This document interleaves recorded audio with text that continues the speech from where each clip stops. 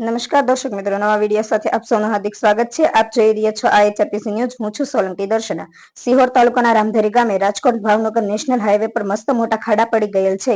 Road બનાવ્યાનો અંદાજિત સમય 11 થી 12 માસ જેટલો થવા આવ્યો છે, પણ તંત્રની મિલીભગતના હિસાબે આજે એ રોડ ખાડાવાળો બની ગયેલ છે। છેલ્લા 1.5 માસથી આવી હાલત છે, પણ કોઈ સમારકામની કામગીરી થઈ નથી, જેના લીધે રોજ ત્યાં નાના મોટા અકસ્માતો થાય છે।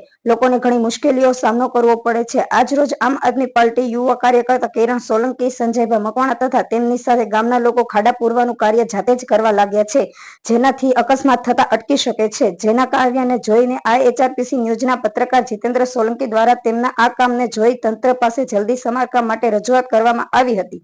Bureau report Dinesh Kumar Babariya, Gheti. નમસ્કાર દર્શક મિત્રો, તો આપ જોઈ રહ્યા છો IHRPC ન્યૂઝ ને હું રિપોર્ટર જીતેન્દ્ર સોલંકી સિહોરથી। હાલ રામધરી ગામની અંદર મોટા મોટા ખાડા પડી ગયા છે, તો ગામજનોનું અહીંયા શું કહેવું એ હું એમને પૂછીશ। ભાઈ શ્રી, આપનું નામ? મારું નામ સંજય મકવાણા। અત્યારે ખૂબ વરસાદને કારણે અત્યારે અમારા રામધરી ગામમાં જે મેન હાઈવે છે, ભાવનગર રાજકોટ હાઈવે માટે, તો તેની ઉપર ખૂબ જ મોટો જબરો ખાડો પડી ગયો છે અને કેટલા બધા અકસ્માત થઈ ચૂક્યા છે। એટલે સરકારશ્રીને અમારી એક નાની એવી અપીલ છે કે તાત્કાલિક ધોરણે આ ખાડો અમારા ગામમાં બોરવામાં આવે, જેથી કરીને જે વટે માર્ગો નીકળે છે તેનું અકસ્માત થતાં અટકાય। એવા આપણા આમ આદમી પાર્ટીના સભ્ય હોય તો કાર્યકર્તા, તો એમને પણ હું પૂછી કે ભાઈ આપ શું કહેવા માંગો છો? હવે આ ભાવનગર રાજકોટ નેશનલ હાઈવે અંદાજિત સમય 11 થી 12 મહિના થયા છે, પણ આ તંત્રની બેદરકારીના લીધે રસ્તો તમે જોઈ રહ્યા છો, અત્યારે ખાડા પડી ગયા છે, જેના લીધે ઘણા અકસ્માત થાય છે।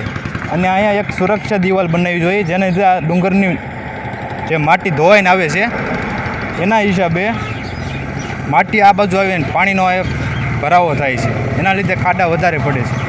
પણ તંત્ર દ્વારા ઘણા અહીંથી મંત્રી, MLA, MP બધા નીકળે છે, પણ કોઈને કાંઈ છે નહીં, પોતાના ઘરનું કરવું છે। જનતાનું શું થાય એ એને કાંઈ પડી નથી। એટલે તંત્રને એવી અપીલ છે કે તાત્કાલિક ધોરણે આ રિપેરિંગ કામ ચાલુ કરે, જેથી અકસ્માત થતા અટકાવે।